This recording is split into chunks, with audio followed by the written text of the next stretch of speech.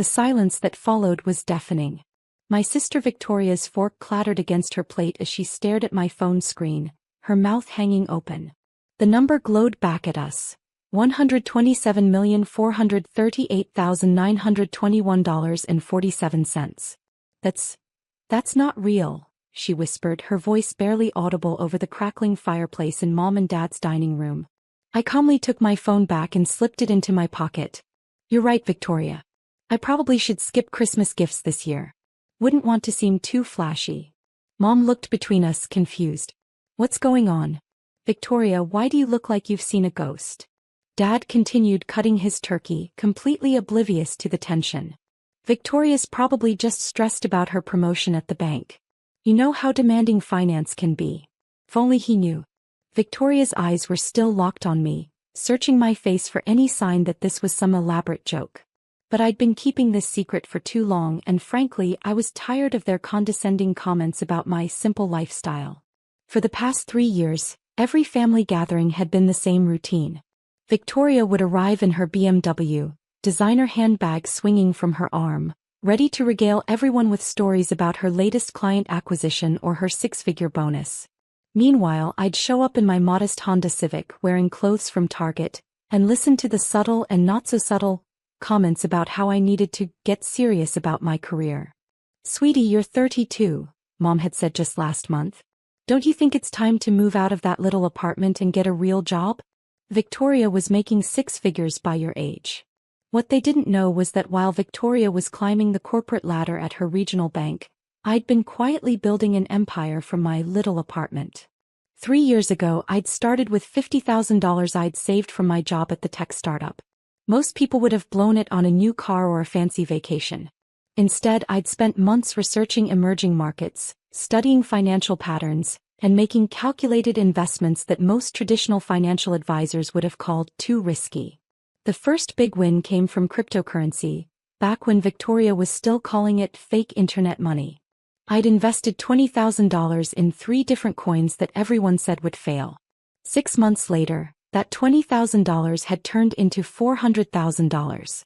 But instead of celebrating or telling anyone, I'd reinvested it all. Then came the tech stocks. While Victoria was busy selling conservative investment packages to retirees, I was buying shares in companies that were developing artificial intelligence, renewable energy, and biotechnology. Companies that most people had never heard of, but that I knew would revolutionize entire industries. The renewable energy investment alone had returned 3,400% over 2 years. When everyone else was still debating whether solar power was viable, I'd already bought significant stakes in 5 companies that were about to change everything. My biotechnology investments had performed even better, especially after the pandemic accelerated medical research by decades. But the real game changer had been real estate. Not traditional real estate. That was too obvious, too regulated, too slow. Instead, I'd invested in commercial properties in emerging tech hubs, small cities that were about to become major players in the new economy. Properties that I'd bought for $200,000 were now worth $2 million. The warehouse I'd purchased in Austin for $500,000 was now leased to a major streaming company for $80,000 a month. Jessica, Dad said, finally looking up from his plate, you've been awfully quiet tonight. How's work? I almost laughed. Work, to them, meant my part-time consulting job, the one I'd kept mainly to have something to tell them when they asked. What they didn't know was that consulting meant managing my investment portfolio and running 3 different companies that I'd either founded or acquired majority stakes in. It's good, Dad. Actually, it's been really good this year. Victoria was still staring at me, her face pale. I could see the wheels turning in her head, trying to process what she'd just seen. Finally, she found her voice. That number, on your phone, what was that? Mom and Dad stopped eating and looked at us both. The Christmas tree lights twinkled behind them, casting colorful shadows across their confused faces. What number? Mom asked. Victoria's hand was shaking slightly as she reached for her wine glass. She showed me. Jessica, tell them what you just showed me. I took a slow bite of mashed potatoes, savoring the moment. For 3 years, I'd listened to Victoria's subtle put-downs and Mom's worried comments about my future. I'd watched Dad's disappointed expression every time someone asked what his youngest daughter was doing with her life. I'd endured countless conversations about how I needed to follow Victoria's example and get serious about building wealth. I showed her my investment portfolio, I said casually. Dad chuckled. Investment portfolio? Honey, you don't need to pretend. We know money's tight for you. There's no shame in that. Not everyone can be like Victoria. The irony was delicious. Victoria, who made $150,000 a year and thought she was wealthy. Victoria, who had maybe $30,000 in her 401k and a BMW payment that consumed a quarter of her salary. Victoria, who lived in a rented condo and spent most of her income on clothes and restaurants to maintain her successful image. How much? Victoria whispered. How much was in that portfolio? I pulled out my phone again, opened the app and set it on the table where everyone could see it. The number hadn't changed. $127,438,921.47. Mom dropped her fork. Dad's mouth fell open. Victoria looked like she might faint. That's... Dad started, then stopped, unable to finish the sentence. $127 million, I said helpfully. Give or take a few $100,000 depending on market fluctuations. The silence stretched on for what felt like an eternity. Finally, Mom spoke, her voice barely a whisper. How? It was a simple question with a complicated answer. How do you explain to your family that while they were worried about you, you were quietly becoming one of the wealthiest people in the city? How do you tell them that their concern for your financial future was actually holding you back, making you doubt yourself, making you think small when you should have been thinking bigger? Investments, I said simply. Started 3 years ago with some savings. Reinvested everything. Compound interest is powerful when you know what you're doing. Victoria found her voice again, though it sounded strained. But you drive a Honda. You live in that tiny apartment. You shop at Target. I do, I agreed. Because I don't need a BMW to prove I'm successful. I don't need a big house to feel important. I don't need designer clothes to validate my worth. The words hung in the air like an accusation, which in a way they were. Dad was still staring at the phone screen. This is real. This isn't some app that shows fake numbers. I swiped to show him my recent transactions. Sales of stock positions worth millions. Dividends from my real estate investments. Interest payments that exceeded Victoria's annual salary. It's real, Dad. Mom reached across the table and touched my hand. Sweetheart, why didn't you tell us? That was the question I'd been asking myself for months. Why had I kept it secret? Why had I endured their worried comments and subtle criticism when I could have easily proven them wrong? The answer was complicated. Part of it was that I'd wanted to see how big I could build it before telling anyone. Part of it was that I'd enjoyed the challenge of living modestly while building wealth. But if I was being honest, the biggest part was that I'd been hurt by their assumptions about me and I'd wanted to prove a point. Because you all assumed I was failing, I said quietly. Every family dinner, every phone call, every conversation was about how worried you were about my future. How I needed to be more like Victoria. How I needed to get serious about money. Victoria flinched at that and I immediately felt bad. This wasn't really her fault. She'd worked hard for her success and she deserved credit for that. But the constant comparisons had stung. I wanted to show you that there are different ways to be successful, I continued. Victoria chose the traditional path. Corporate job, visible success, status symbols. I chose a different path. Neither way is wrong, but you all assumed that because my path was different it was inferior. Dad was slowly shaking his head, still trying to process what he was seeing. $127 million. My little girl is worth $127 million. Actually, I said, pulling up another app, that's just the investment portfolio. This is my total net worth. I showed them the comprehensive financial app that tracked everything: investments, real estate, business equity, cash, everything. The number was even more staggering: $186,542,338. Mom actually gasped out loud. The real estate alone is worth about $40 million, I explained. I own commercial properties in 6 different cities. The 3 companies I have stakes in are valued at another $20 million combined. And then there's the investment portfolio you just saw. Victoria was gripping her wine glass so tightly I thought it might shatter. This whole time we've been treating you like the family failure? I finished gently. Yeah. The hurt in her voice was genuine, and I realized that this revelation was probably more shocking to her than to Mom and Dad. She'd built her entire identity around being the successful daughter, the one who had it all figured out. Learning that her younger sister had quietly accumulated more wealth than she'd ever dreamed of having must have been devastating. Dad finally found his voice again. What do you do? I mean, where did all this come from? I spent the next hour explaining everything. The cryptocurrency investments that had seemed so risky but had paid off spectacularly. The tech stocks that most financial advisors were afraid to recommend. The real estate deals in markets that everyone else was ignoring. The 3 companies I'd either founded or acquired: a financial technology startup, a renewable energy consulting firm, and a small biotechnology company that was developing revolutionary treatments for rare diseases. The biotech company alone, I explained, is about to announce trial results for a treatment that could help millions of people. If the trials are successful, which early indicators suggest they will be, that $20 million investment could be worth $200 million within the next year. Mom was crying now, though I wasn't sure if they were tears of pride or tears of regret for all the times they'd worried unnecessarily about my future. I'm so sorry, she whispered. All those times we made you feel like you weren't doing enough. It's okay, Mom, I said, and I meant it. The anger I'd been carrying for 3 years was melting away, replaced by something warmer, more forgiving. You were worried about me because you love me. I understand that now. Victoria finally spoke up, her voice small. I feel terrible. All those comments about Christmas gifts, about getting serious about your career. God, Jessica, I'm such an ass. I reached across the table and took her hand. You're not an ass, Victoria.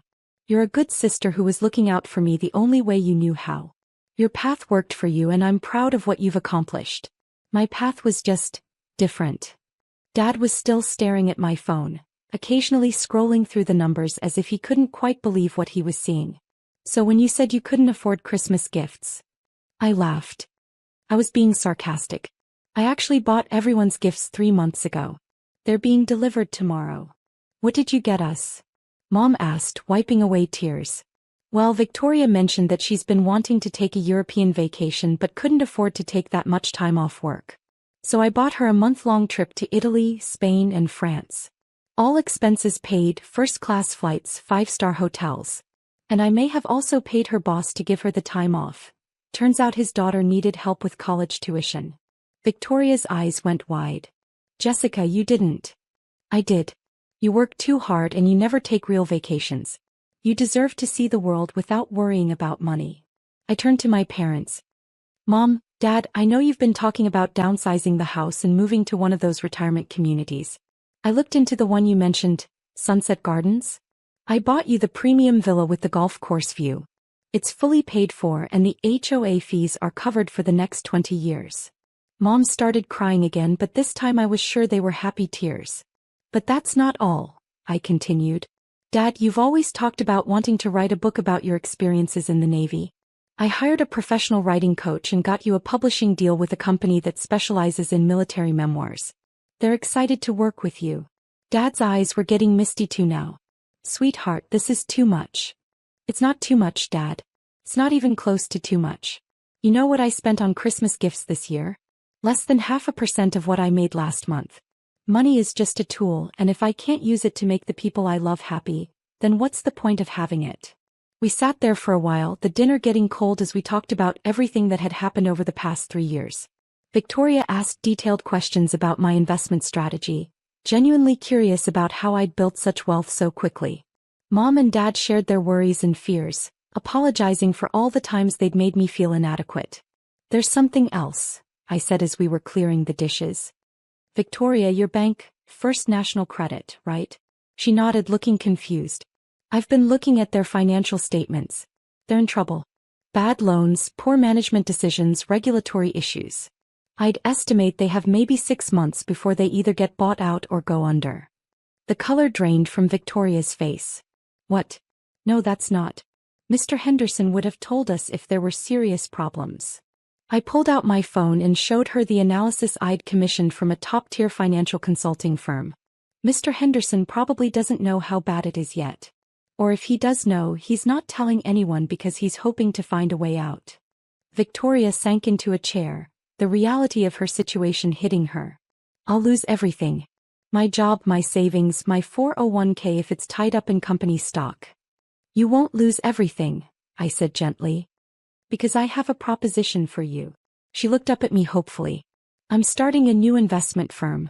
It'll focus on sustainable investments, renewable energy, clean technology, social impact companies. I need someone with traditional banking experience to help bridge the gap between old-school finance and new economy investing. The job pays $400,000 a year, plus performance bonuses that could easily double that. And I'll need someone I can trust completely. Victoria stared at me. You're offering me a job? I'm offering you a partnership. 20% equity in the firm with the option to buy more as we grow. You'd be the president of client relations, working with high-net-worth individuals and institutions. It's exactly the kind of work you're good at, but with companies and investments that are actually making the world better. She was quiet for a long moment, processing the offer. Why? She finally asked. After everything I've said, all the ways I've dismissed you. Because you're my sister, I said simply. Because you're talented and hardworking and you deserve better than watching your career go down with a sinking bank. And because I could use someone who keeps me grounded, someone who isn't afraid to tell me when I'm being stupid. Victoria started crying then, really crying. I've been such an idiot. Such a condescending, arrogant idiot. I hugged her tightly. You've been a big sister looking out for her little sister the only way she knew how. That's not idiotic. It's loving. As we finished cleaning up, Mom asked the question I'd been expecting all evening. So what happens now? Do you quit your consulting job? Move to a bigger place? Buy a fancy car? I thought about it for a moment. You know what? I think I'll keep the Honda. It runs great, it's paid for, and it reminds me not to get too caught up in status symbols. I might get a slightly bigger apartment, something with an office where Victoria and I can work on the new firm. But mostly I want to keep doing what I've been doing, finding great investments, building wealth, and now helping other people do the same. And the consulting job? Dad asked. That was always just a cover story. My real job is managing investments and running companies. Now that you all know, I don't need to pretend anymore. As we said our goodbyes that night, the dynamic felt completely different. There were no worried looks, no subtle suggestions about my career path, no comparisons to Victoria's success. Instead, there was pride, excitement, and a genuine curiosity about what I'd accomplished. Victoria lingered as everyone else headed to their cars. Jessica, I meant what I said earlier. I feel terrible about all those comments. Don't, I said firmly. We're sisters. We're supposed to challenge each other, push each other to be better. You did that for me even if it didn't feel good at the time. Your criticism made me more determined to succeed. She smiled, the first genuine smile I'd seen from her all evening. So we're really going to be business partners? If you want to be.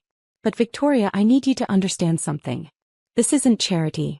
I'm not offering you this opportunity because I feel sorry for you. I'm offering it because you're genuinely talented, because I trust you, and because I think we could build something amazing together. When do we start? I grinned. How about the day after New Year's? That gives you time to give proper notice at the bank, and gives us both time to enjoy the holidays without thinking about work.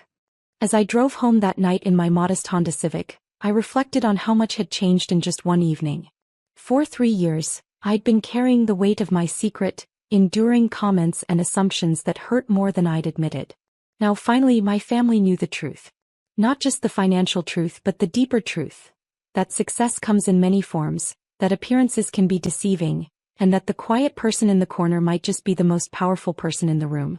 The next morning, Christmas Eve, the gifts I'd ordered began arriving at my family's houses. Victoria called me, sobbing with joy, when she opened the package containing her European vacation itinerary. Mom called an hour later, barely able to speak through her tears as she described the photos of their new retirement home. But the best call came from Dad. Jessica, he said, his voice thick with emotion, I started writing today. The first chapter of my book. I wanted to thank you not just for the writing coach and the publishing deal, but for showing me that it's never too late to chase your dreams. As I hung up the phone, I realized that the money, all $186 million of it, had never really been about the money at all. It had been about proving to myself that I could succeed on my own terms, about building something meaningful, about having the freedom to help the people I loved pursue their dreams. And now, for the first time in 3 years, I could finally enjoy Christmas without pretending to be someone I wasn't. My family knew the truth. Victoria was going to be my business partner, and the future felt bright with possibilities. Sometimes the best Christmas gift you can give your family is showing them who you really are, even if it comes with a few shocking revelations along the way. Elizabeth laughed as she held the deed to the beachfront house. I stood quietly, holding the papers for the old family farmland, trying not to show my frustration. My name is Olivia Parker, and at 35, I was watching my stepsister take what she thought was the best part of our grandmother's inheritance. She looked proud, just like our mother, who smirked from across the room. "Oh, don't be upset, Olivia," my stepmother Marianne said with fake sympathy. "At least you got something, even if it's just dirt." She and Elizabeth exchanged smug glances, like they always did. I remembered spending summers on that farmland with Gran, helping her in a garden and listening to stories about how much Grandpa loved the land. "The land speaks to those who listen," she used to say with a knowing smile. Elizabeth scrolled through her phone, excited. "The beachfront house will make a great rental. I can charge $2,000 a night. What are you going to do with your land, Olivia? Grow corn?" I carefully put the deed in my bag. "I have plans," I said, thinking of Gran's last words to me. "The greatest treasures aren't always seen by greedy eyes." "You should sell," Marian added. "That land will cost too much to maintain. Your father and I think." "My father?" I cut her off. "The man you convinced to skip this will reading because you promised to handle everything fairly." Marian's smile faltered. "He trusts me. Besides, Elizabeth knows real estate. The beach house is worth much more than that land." 10 times more," Elizabeth corrected. "I already have agents begging to list it." I stood up. "If you'll excuse me, I have a property to check on." "Don't work too hard," Elizabeth called. "I hear farming is great exercise. Maybe you'll finally lose those last 10 pounds. I ignored her and drove to the farmland. The winding roads brought back memories of childhood. The old wooden gates still creaked, and the sun cast long shadows over the fields. At the barn, I opened Gran's last letter. My hands shook as I read. "My dearest Olivia, if you're reading this, you have the farmland and Elizabeth has the beach house. Don't worry, my smart girl. You always listened when I talked about your grandfather's work. Remember those summers you spent helping him with surveys? They weren't just games. Your grandfather was a geological engineer. He spent years studying this land. In the barn, behind the blue tractor, you'll find a locked chest. The key is with this letter. Inside are his maps and research. This land isn't just dirt, it's your grandfather's legacy. He chose you for it long ago. Trust your instincts. Patience reveals what greed conceals. All my love, Gran." A small brass key fell from the envelope. My heart raced as I hurried to the barn. The chest was exactly where she said. Inside were stacks of maps and documents. As I spread them out on the floor, my eyes widened. Grandpa's research suggested something incredible lay beneath this land. I quickly pulled out my phone and started looking for a geological survey company. 3 days later, I sat across from James Anderson, a lead geologist. He studied Grandpa's notes with growing excitement. "Miss Parker," he said, looking up in surprise, "these surveys are detailed. Your grandfather discovered something important. Would you like us to do a modern survey?" I thought of Elizabeth's smug face, Marianne's arrogance, and Gran's wise words. "Yes," I said, smiling. "Let's find out exactly what my grandfather knew." Elizabeth thought she won with the beach house, but soon she would realize my worthless land held something far more valuable. Patience reveals what greed conceals, and this was just the beginning. The next month passed in a blur of activity. Pioneer Survey Corps' team became a regular presence on the farmland, their equipment dotting the fields Elizabeth had so quickly dismissed. I kept everything quiet, following Gran's wisdom about patience. Then came the call that changed everything. "Miss Parker." James Anderson's voice was barely containing his excitement. "We need you at the site immediately. There's something you have to see." I arrived to find a cluster of geologists huddled around their equipment, talking in animated whispers. James rushed over, clutching a stack of reports. "We've confirmed your grandfather's theories," he announced, spreading out several detailed charts. "Miss Parker, you're sitting on one of the largest oil deposits discovered in the region in the last 50 years. The preliminary estimates suggest, well, let's just say your worthless farmland is worth significantly more than any beachfront property. I stood there, letting the news sink in. All those summers helping Grandpa with his special projects. All those mysterious smiles Gran would share with him, they knew, they'd known all along. How soon before this becomes public knowledge? I asked, thinking about Elizabeth and Marianne's inevitable reaction. We've already had interest from several major oil companies, James replied. Word travels fast in this industry. I'd expect calls within the week. Right on cue, my phone buzzed. Elizabeth's number flashed on the screen. I declined the call, watching as 3 more came in rapid succession. Then came the text messages. Why are there survey trucks on your property? Call me immediately. Does this have something to do with what Gran's letter said? I smiled, remembering how quickly Elizabeth had dismissed the sealed letter Gran had left me, calling it probably just sentimental garbage. Now suddenly she was interested. The next morning, I arrived at my office to find Marianne and Elizabeth waiting in the lobby. Elizabeth had traded her usual designer casual wear for a sophisticated business suit, while Marianne wore her most charming smile. Olivia, darling, Marianne purred, stepping forward. We've been trying to reach you. As family, we're naturally concerned about all this activity on your property. Really? I kept my voice neutral. I thought it was just worthless dirt. Isn't that what you called it? Elizabeth pushed forward. Look, maybe we were a bit hasty in our judgment. Obviously, Gran had her reasons for the way she divided things. Perhaps we should discuss combining our inheritances? A partnership of sorts. I thought about all the times they'd excluded me from family events, the snide remarks about my career choices, the way they'd manipulated my father. A partnership, like the kind of partnership you've shown me these past 12 years. That's all in the past, Elizabeth waved dismissively. We're talking about the future now, my business acumen combined with your land. It makes perfect sense. Actually, I pulled out the morning's paper, showing them the headline about a major oil discovery in the region. I've already entered into a partnership. Pioneer Oil made quite an attractive offer. Marianne's smile faltered. You can't be serious. You need to discuss these decisions with family first. Family? I raised an eyebrow. Like how you discussed manipulating the will reading with my father? Or how Elizabeth discussed selling Gran's antiques before she was even buried. That's different. Elizabeth snapped, her composed facade cracking. You don't know anything about business. You'll ruin this opportunity. I opened my office door, revealing the team of executives waiting inside. I think you'll find I know quite a bit about business. Now, if you'll excuse me, I have a meeting about my worthless inheritance. Your father will hear about this, Marianne threatened. Yes, he will, I agreed. In fact, he's in that meeting. Turns out, when I told him about Gran's letter and Grandpa's surveys, he was very interested in being part of this project. He's been quite curious about why you insisted he skip the will reading. The color drained from Marianne's face as my father appeared in the doorway. His expression hardened as he looked at his wife, years of manipulation suddenly clear to him. Marianne Elizabeth, he said coldly, I believe it's time we had a family discussion about honesty and respect. But right now, my daughter has an important business meeting. As they left, Elizabeth turned back, her face a mix of anger and disbelief. This isn't fair. That property was supposed to be worthless. Life rarely gives us what we think we deserve, I replied, remembering Gran's words. Sometimes it gives us exactly what we've earned.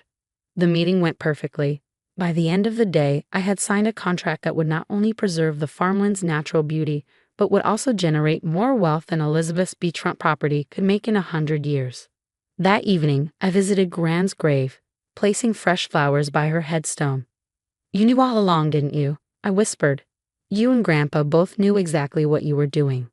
I could almost hear her gentle laugh, see the twinkle in her eye as she shared her favorite saying one last time.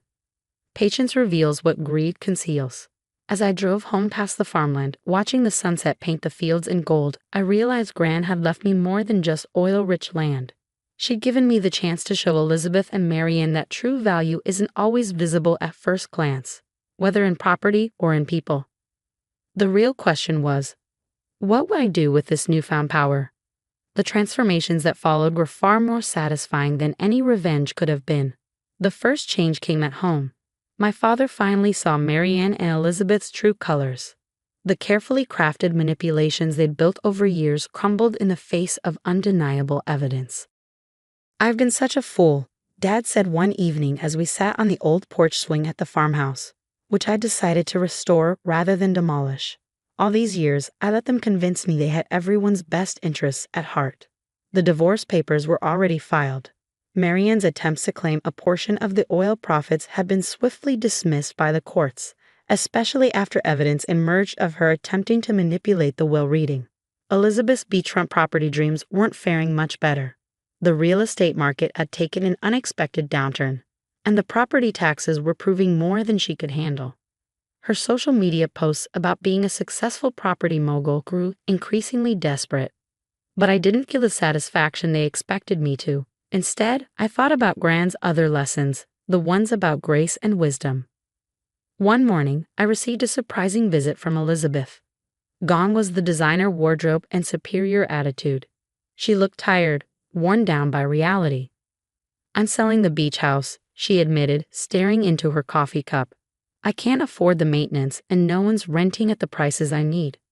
I watched her for a moment, remembering Gran's words about how victory without compassion is hollow. "I might have a proposition for you," I said carefully. Elizabeth looked up, suspicion warring with hope in her eyes. "The oil company wants to develop an eco-resort on part of the property," I explained. "Something sustainable, showcasing both the natural beauty and the responsible energy development. It needs someone with hospitality experience to manage it." "Are you offering me a job?" she asked incredulously. "I'm offering you a chance," I corrected. "Not because we're family, but because despite everything, I think you're capable of more than what Marianne taught you to be." The resort project became our common ground. Elizabeth's experience in hospitality, freed from Marianne's toxic influence, actually proved valuable. Slowly, tentatively, we built a working relationship that might someday even become a real sisterhood. Marianne, of course, was livid. "You're choosing her over me?" she screeched at Elizabeth during one of her dramatic appearances. "After everything I taught you." "That's exactly why," Elizabeth replied, finally standing up to her mother. "Everything you taught me about manipulating people, about taking what we want, it only led to misery. Olivia's showing me there's another way." The farmland flourished under the careful development plan we created. The oil extraction used the latest environmental protection methods, leaving most of the surface untouched. We converted the old barn into a visitor center, displaying Grandpa's surveys and Gran's gardening tools, telling their love story alongside the land's history. Dad found healing there too, spending weekends helping restore the old farmhouse. "Your mother loved this place," he said one day as we planted a new vegetable garden. "She always said you had her spirit, seeing the beauty in things others overlooked." A year after the oil discovery, I stood in Gran's restored garden, watching families tour the educational center we built. Elizabeth was in her element, explaining our sustainable development practices to visitors. She'd found her own path, separate from Marianne's influence. I pulled out Gran's letter, worn now from many readings. "Patience reveals what greed conceals" had turned out to be more than just advice about the oil. It was a lesson about people too, about giving them time to reveal their true selves, for better or worse. The land had given us more than wealth. It had given us clarity. Marianne's true nature was exposed, Elizabeth found redemption, and I discovered strength I never knew I had. Dad joined me in the garden, carrying Gran's old watering can. "She would be proud," he said softly, "not just of what you did with the land, but how you did it." I smiled, looking out over the fields where Grandpa had once walked, methodically documenting what lay beneath. The greatest treasure wasn't the oil. It was the wisdom my grandparents had passed down, waiting for the right moment to bloom. "The land speaks to those who listen," I murmured, repeating Gran's words. Now I understood she hadn't just been talking about oil or farming. She'd been teaching me about patience, about looking deeper than the surface, and about the kind of person I wanted to be. As the sun set over the flourishing fields, I knew that some inheritances aren't measured in money or property. They're measured in the wisdom we choose to embrace and the grace we choose to show, even to those who may not seem to deserve it. That was Gran's true legacy, and it was worth more than all the oil in the world. I never thought our 10th wedding anniversary dinner would end with a pregnancy announcement, especially not from my husband's 24-year-old mistress. But there we were, sitting in one of the fanciest restaurants in town, when Jessica walked up to our table in a tight red dress. "Surprise?" she said cheerfully, pulling out a chair without asking. "I hope you don't mind me joining your special night, but I have amazing news. My name is Olivia. I'm 38 years old, and for the past year, I've watched my marriage with Marcus fall apart. He worked late, got secretive with his phone, and suddenly became obsessed with going to the gym. I knew about Jessica, his young assistant, long before he started making it obvious. But I stayed quiet for my own reasons. You see, Marcus had a secret, one that even Jessica didn't know about. And tonight, she was about to get a shock. "Jessica, what are you doing here?" Marcus asked, looking nervous. The expensive bottle of wine we were sharing suddenly didn't seem strong enough for this situation. "I'm pregnant," Jessica announced, placing a hand on her stomach. "We're having a baby, Marcus. Isn't that wonderful?" I took a slow sip of my wine, enjoying the moment. Marcus looked pale, his eyes darting toward me as if he was begging for something. Understanding, forgiveness, or maybe just a way out. "Congratulations," I said calmly, reaching for my purse. I pulled out a plain white envelope. "Since we're sharing news, I have something too." "Olivia," Marcus warned, but I ignored him. "Go ahead," I said, sliding the envelope across the table. "You both should read this. Consider it my anniversary gift." Jessica grabbed it eagerly and tore it open. But as she read, her smile faded. I don't understand," she mumbled, looking between Marcus and the papers. Marcus took them from her hands, and I watched as his face turned ghostly white. The papers were medical records, proof that he had a vasectomy 5 years ago. "You see," I said, pouring another glass of wine, "that's what makes your pregnancy announcement so interesting, Jessica. Either it's a miracle or you have something to tell Marcus about your other relationships." Silence filled the table. Jessica's lips moved, but no words came out. Marcus stared at the papers, as if hoping they would somehow change. But Jessica's eyes filled with tears. "This has to be a mistake. Marcus, tell her it's a mistake." Marcus couldn't even look at her. He knew it wasn't a mistake. The vasectomy had been his choice. We had agreed that 2 kids were enough. He never told Jessica because I guess he liked pretending he could still have a future with her. "How long have you known?" Marcus finally whispered. I smiled, remembering the day 6 months ago when I found out about their affair. Instead of confronting him, I hired a private investigator. Turns out, Jessica wasn't just seeing Marcus, she was also involved with her personal trainer. "Long enough," I said, standing up and gathering my things. "Long enough to know Jessica has been spending a lot of time with Brad from the gym. Those private sessions must have been quite the workout." Jessica's face turned bright red. "You had me followed." "Of course not, dear, but next time you post your gym selfies on Instagram, you might want to check the reflections in the mirrors behind you." I placed a few $100 bills on the table, enough to cover the meal and a generous tip for the staff. "Happy anniversary, Marcus," I said, pushing back my chair. "Jessica, I'd say congratulations again, but I think you should call Brad instead. He'll probably be more excited about the baby than my husband." As I walked away, I heard Jessica start crying and Marcus push back his chair, probably to follow me. But I didn't look back. This was only the beginning. I had more surprises planned, and I was going to make sure our marriage ended on my terms. The morning after the restaurant showdown, I woke up in the guest bedroom to 17 missed calls from Marcus and a flurry of text messages from Jessica, ranging from threats to tearful apologies. I ignored them all and made myself a cup of coffee, settling into the window seat that overlooked our backyard. Marcus hadn't come home last night. I imagined he and Jessica had quite the conversation about her extracurricular activities with Brad. The thought made me smile into my coffee cup. A car door slammed outside, and I watched Marcus trudge up our driveway, still wearing his wrinkled suit from last night. He looked terrible. Exactly how a man who just discovered his mistress was cheating on him should look. "Olivia," he called out as soon as he entered. "We need to talk." I took another sip of coffee. "In the sunroom," I replied calmly. He burst in, his tie askew and his eyes bloodshot. "How long have you known about Jessica? About everything?" "Sit down, Marcus," I said, gesturing to the chair across from me. "You look terrible." He collapsed into the chair, running his hands through his disheveled hair. "Jessica admitted everything. About Brad, about God, Olivia. I've been such a fool. Yes, you have, I agreed. But Jessica isn't the only one with secrets, is she? His head snapped up, wariness creeping into his expression. What do you mean? I reached for a second envelope I'd placed on the side table. You know, when I first hired the private investigator to look into your affair, I expected to find the usual things: hotel receipts, romantic dinners, maybe some incriminating photos. But what I found was so much more interesting. Marcus went very still. Olivia, did you really think I wouldn't find out about the offshore account? I asked, pulling out bank statements that showed regular transfers to a Cayman Islands account. Or about the real estate purchases in Jessica's name?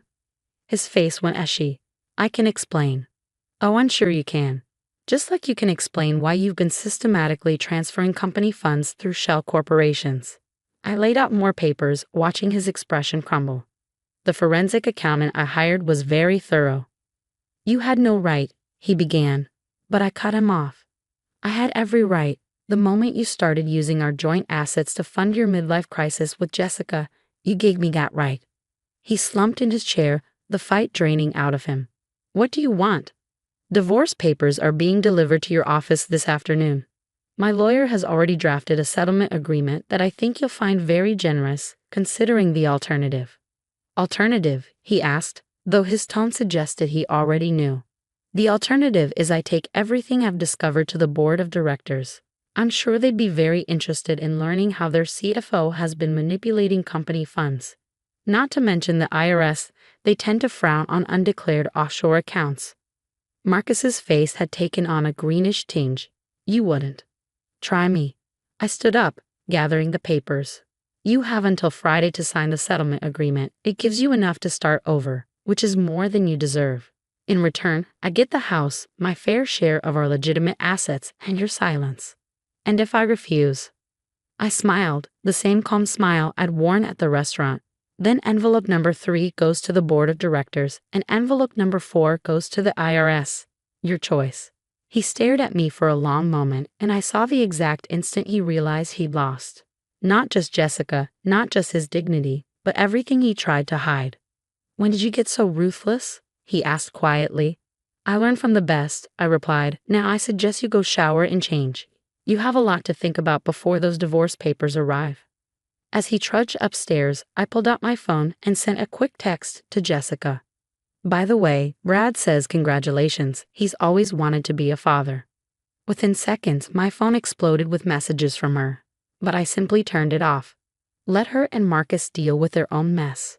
I had a future to plan. Looking around the sunroom at the life Marcus and I had built together, I felt a surprising sense of peace. The anger and betrayal were still there, but they'd been transformed into something else. Determination, maybe, or liberation. The sound of the shower running upstairs reminded me that this was just the middle of the story. Marcus would either sign the papers and disappear quietly from my life, or he'd try to fight back and lose everything. Either way, I was prepared. I picked up my coffee cup and walked out to the garden, enjoying the morning sunshine. Our teenagers were away at summer camp, blissfully unaware of the drama unfolding at home. By the time they returned, everything would be settled, one way or another. My phone buzzed with a text from my lawyer. Divorce papers ready for delivery. Are you sure about the terms? Absolutely, I replied. He'll sign. After all, I still had several more envelopes of evidence safely stored away. Marcus might have thought he was clever with his secrets and lies, but he'd forgotten one important thing. Hell hath no fury like a woman with a good lawyer and an excellent private investigator. Friday arrived with a sense of finality. I sat in my lawyer's office, watching the minutes tick by on an antique clock that probably cost more than most cars. Marcus had until 5 p.m. to sign the divorce settlement. It was currently 4:45. He'll show up, Diana, my lawyer, said confidently while reviewing some paperwork. Men like Marcus always do when they realize they're cornered. She was right. At 4:52, Marcus walked in, looking nothing like the powerful CFO he portrayed at work. His shoulders were slumped, his designer suit wrinkled, and the dark circles under his eyes suggested he hadn't slept much since our confrontation. The papers? He asked quietly, not quite meeting my eyes. Diana slid the document across her gleaming desk. I watched as Marcus read through each page, his signature appearing at every marked spot like a surrender flag. No arguments, no last-minute negotiations, just the scratch of his pen against paper. "Is it done?" he asked when he finished. "Almost," I said, pulling out one final envelope. "This is a copy of everything I have. The offshore accounts, the company fraud, the real estate dealings. Consider it insurance. As long as you honor our agreement, it stays sealed." He nodded, understanding the implicit threat. "And Jessica?" "From what I hear, she and Brad had quite the emotional reunion at Fitness First yesterday.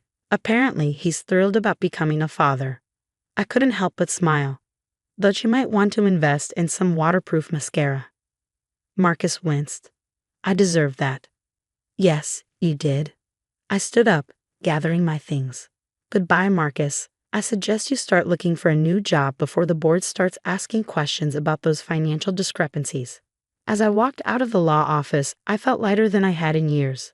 The setting sun painted the city skyline in shades of gold and pink, a perfect backdrop for new beginnings. My phone buzzed with a text from our daughter Emma.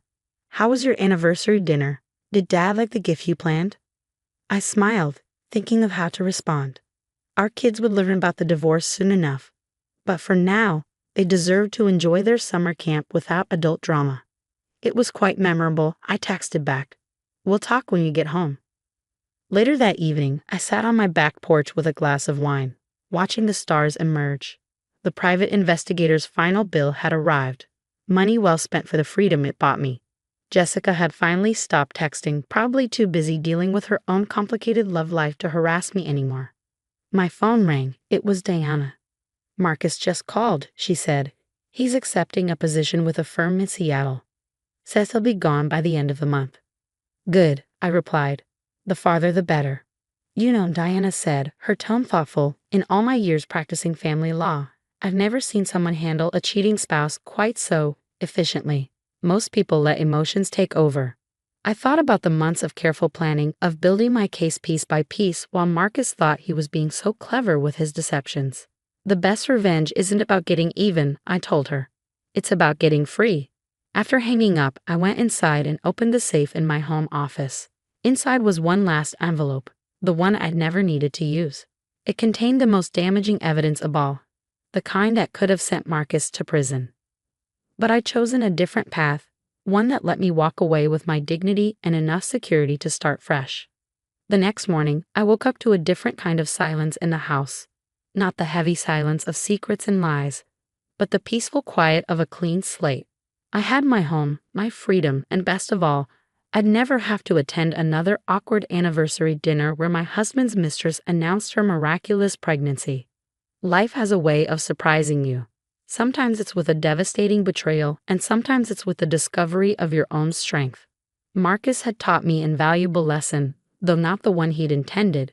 Never underestimate a woman who appears to be looking the other way. As for that infamous anniversary dinner, it became something of a legend among my friends. The night a cheating husband and his pregnant mistress learned that karma sometimes arrives in a crisp white envelope, served with a side of perfect timing. I kept the medical records from that first envelope, though. You never know when proof of a vasectomy might come in handy, especially if Jessica ever decides to try her pregnancy announcement routine with another unsuspecting man. After all, the best stories are the ones where justice is served with a smile. "Let's keep our marriage private from now on," Marcus said casually over dinner. His words hit me like a bomb. After 15 years together, he suddenly wanted to keep our marriage a secret. I stared at him, my fork frozen in the air. "Private?" I repeated. "Why?" Marcus shifted in his chair, avoiding my eyes. "It's for work. My new promotion. It's complicated." I watched him closely. His fingers tapped nervously on the table. He had been acting strange lately, working late, glued to his phone, suddenly obsessed with the gym. I had ignored the signs, but now I couldn't anymore. "Of course," I said softly. He sighed in relief, thinking I believed him. That night, while he was in the shower, his phone buzzed. I wasn't the type to check his messages, but something felt off. A preview flashed on the screen. "Can't wait for next week, baby. Found the perfect dress for our ceremony." My stomach dropped. My hands steady. I picked up the phone and unlocked it. Message after message filled the screen. Marcus had been planning a secret wedding with Emma, his 24-year-old assistant. He didn't want a divorce because he didn't want to split our assets. Instead, he planned to marry Emma in a private ceremony while keeping me as his legal wife. Just on paper. I put the phone back exactly as I found it. Then I opened my laptop and started typing. I emailed Linda, my best friend and a private investigator. Then James, my lawyer brother. Finally Sarah, Marcus's boss and an old friend of mine. Looking forward to coffee tomorrow, I wrote to Sarah. There's something about your new assistant you should know. When Marcus came to bed, he kissed my forehead. I love you, he whispered. I kept my breathing steady, pretending to be asleep. He had no idea that by tomorrow, his secret plan would start falling apart. The next morning, I kissed him goodbye as usual. As soon as he drove off, I called Linda. About your email, she said. Your husband's been busy. Let's meet for coffee. An hour later, I sat with Linda, looking at the evidence she had gathered. Pictures of Marcus and Emma, money transfers to a secret account, $200,000 so far. They booked Silver Lake Resort for their ceremony next Saturday, Linda said. Emma's been telling people she's marrying a divorced man. I sipped my coffee. And the money? Linda nodded. He's been moving small amounts to keep it hidden. My phone buzzed. Sarah confirming our lunch. Another step in my plan. I thought about the years I had spent building a life with Marcus. While I was planning our future, he was planning his escape. But he made one big mistake. He underestimated me. As I drove to meet Sarah, my phone buzzed again. A message from Marcus. Working late tonight. Don't wait up. I smiled and replied, of course, honey, take all the time you need. He had no idea his plan was already crumbling. I grabbed my folder of evidence and walked into the building, ready to take back control of my life. Sarah's face darkened as she looked through the photos and messages I'd brought. I knew something was off about their dynamic, she said, setting down her coffee. Emma's been pushing for a promotion, and Marcus has been supporting it aggressively. Now I understand why. I watched my friend process the information, her expression shifting from shock to anger. As chief operating officer, Sarah had been the one to promote Marcus to department head last year. She trusted him, mentored him. The ceremony is next Saturday, she asked, her voice tight. I nodded. At Silver Lake Resort, they're telling everyone he's divorced. Sarah picked up her phone, typing quickly. Not anymore. I just canceled their venue reservation. Being COO has its perks. Silver Lake Resort is one of our corporate partners. But that was just the beginning. Over lunch, Sarah revealed more about Marcus's recent business dealings. He'd been pushing for complete control over the department's budget, unusual for his position. Now we knew why. He'd been planning to access more funds. I'm launching a formal investigation into his financial decisions, Sarah said. And Emma, well, let's just say her position is under review. Back at home, I maintained my routine. When Marcus called to say he'd be missing dinner again, I responded with understanding. Don't work too hard, honey, I said sweetly, while simultaneously emailing his financial records to my brother James. The next morning, my phone rang early. It was James, his voice urgent. Liv, you need to see this. Those transfers Marcus has been making, they're not just going to a private account. He's been investing in properties under Emma's name. My hands clenched around the phone. Using our money. Your money, James corrected. Most of the transfers came from the account linked to your photography studio. He's been systematically moving your business profits. I closed my eyes, feeling a cold anger settle in my chest. The photography studio was my life's work, built from years of dedication and sacrifice. Marcus had been dipping into it to build a nest egg with his girlfriend. What do you need from me? James asked. Everything, I replied. Every document, every transfer, every property purchase. I want it all traced and documented. The next few days passed in a blur of calculated moves. While Marcus thought I was working at my studio, I was actually setting up meetings with financial advisors and lawyers. Linda kept tracking their movements, providing regular updates about their scrambling attempts to salvage their ceremony plans. They've tried booking 3 other venues, she reported. Each one mysteriously canceled. Emma's getting frustrated. She keeps posting angry messages about people interfering with true love. I almost felt sorry for her. Almost, but then I remembered the messages, The way they laughed about deceiving me, planning to reduce my marriage to nothing but paperwork while they lived their perfect life using my money. Thursday evening, Marcus came home looking stressed.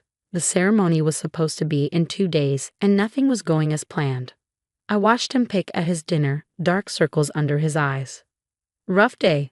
I asked innocently. He ran a hand through his hair. "Just work stuff, nothing for you to worry about." "Of course not," I smiled. "Oh, by the way, Sarah called earlier. She mentioned something about a department audit." Marcus's fork clattered against his plate. "Sarah called you? What? What did she say?" "Not much," I shrugged. "Just checking in. We're having lunch tomorrow, actually. It's been too long since we caught up." The color drained from his face. I continued eating calmly, watching him try to maintain his composure. His phone kept buzzing. Probably Emma, panicking about their ruined plans. "I need to make a call," he muttered, rushing from the table. I could hear him in the other room, his voice urgent and hushed. "We need to postpone. No, listen to me. Everything's falling apart. I don't know how." While he was distracted, I forwarded Linda's latest report to Sarah and James. The evidence was overwhelming. Financial misconduct, misuse of company resources, unauthorized fund transfers. Marcus hadn't just planned to betray our marriage, he compromised his professional integrity in the process. That night, as we lay in bed, Marcus reached for my hand, something he hadn't done in months. I let him take it, feeling his palm sweaty against mine. "Liv," he said softly, "you know I love you, right?" I turned to look at him, this man I'd loved for 15 years, who'd planned to reduce our life together to a secret shame while he built a new life with someone else. "Of course," I replied, my voice steady. "We should keep that private too, shouldn't we?" He flinched at my words but said nothing. We both lay there in silence, but while he was probably worrying about his crumbling plans, I was thinking about tomorrow. About Sarah's scheduled department meeting, about the documents waiting in James' office, about the truth that was about to shatter Marcus's carefully constructed facade. Tomorrow, he would learn that keeping our marriage private had been his biggest mistake, because while he'd been planning his new life with Emma, I'd been ensuring he'd lose everything he was trying to steal from me. I closed my eyes, listening to his uneasy breathing beside me. In less than 24 hours, his perfect plan would completely unravel, and I would be wide awake to watch it all unfold. Friday morning arrived with a storm, both literally and figuratively. Marcus left early for work, kissing my cheek absently. "I might be late tonight," he said, not meeting my eyes. "Actually," I replied, grabbing my car keys, "I'm heading to the office too. Sarah invited me to sit in on the department meeting." He froze, his hand on the doorknob. "What department meeting?" "Oh, didn't she tell you? The whole team's gathering at 9. Something about financial reviews and policy changes." I smiled, watching the color drain from his face. "I'll see you there, honey." I arrived at the office building just as Sarah was gathering everyone in the conference room. Emma was there, her young face glowing with artificial confidence. She faltered when she saw me, quickly looking away. Marcus sat rigidly in his chair, his eyes darting between me, Emma, and Sarah. Sarah stood at the head of the table, her expression professional but stern. "Thank you all for coming. We're here to address some serious concerns about departmental conduct and financial irregularities." The next hour was a masterclass in professional demolition. Sarah methodically outlined every unauthorized transfer, every misused resource, every breach of company policy. With each revelation, Marcus seemed to shrink in his chair while Emma's perfect makeup couldn't hide her growing panic.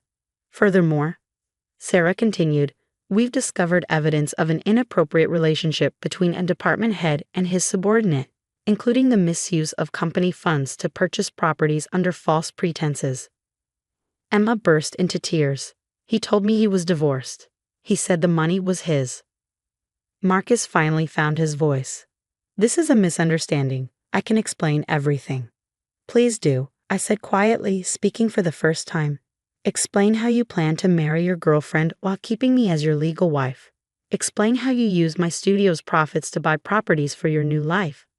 I'm particularly interested in hearing about the private ceremony planned for tomorrow." The room fell silent. Every eye turned to Marcus, then to me, then to Emma, who had suddenly stopped crying. You knew?" Marcus stammered. "Of course I knew," I replied calmly. I've known since the moment you asked to keep our marriage private. I just waited to see how far you'd go. Sarah cleared her throat. Marcus, Emma, please proceed to HR. Security will escort you. The rest of you are dismissed. As people filed out, some offering me sympathetic glances, others avoiding eye contact entirely, Marcus made one last desperate attempt. Liv, please, he begged. We can talk about this. We can fix things. I stood up, smoothing my skirt. Fix things. Like how you plan to fix our marriage by making it a secret, or how you fixed my business accounts by emptying them. I was going to pay it back, he protested weakly. No need, I replied. The company's legal team has already frozen all the accounts and properties. My brother James is handling the recovery of my assets, and since you're so interested in keeping things private, I'm sure you'll appreciate the discretion of the divorce proceedings. Emma, who had been quietly edging toward the door, suddenly turned back. You can't do this. We're in love. I looked at this young woman, barely older than an intern, who thought she could build her happiness on the ruins of my life. Love? You don't even know him, the real him, but you will now. Security arrived to escort them out. As they left, I heard Emma's voice rising hysterically in the hallway. What do you mean the properties aren't in my name? What about the money you promised? I sat alone in the conference room for a moment, letting the morning's events settle. Sarah returned, placing a gentle hand on my shoulder. You okay? I nodded, feeling lighter than I had in weeks. You know what's funny? He really thought he was being clever, keeping our marriage private while he built a new life. He never realized he was giving me exactly what I needed, time to protect myself. That evening, I returned to an empty house. Marcus's belongings would be collected later under supervision. I poured myself a glass of wine and sat in my favorite chair, the one with the perfect view of the garden I planted when we first moved in. My phone buzzed with a message from Linda. Emma's posting on social media again. Something about betrayal and true love being crushed by cruel manipulators. Want me to send screenshots? I replied with a simple no need and turned off my phone. The storm had passed, and in its wake, I found not devastation but clarity. Marcus had wanted to keep our marriage private, hidden away like a shameful secret. Instead, he hid in himself. His true nature, his dishonesty, his betrayal. 2 months later, my divorce was finalized with little fanfare. Marcus, facing company investigations and legal proceedings for financial misconduct, agreed to my terms without argument. Emma had long since disappeared, probably in search of another divorced man to rescue. I kept the house, my studio, and every penny he tried to steal. More importantly, I kept my dignity. Sometimes the best revenge isn't making a scene or fighting back loudly. It's quietly dismantling someone's perfect plan while they think you're in the dark. Marcus had wanted privacy. In the end, that's exactly what he got. The privacy to reflect on his choices alone.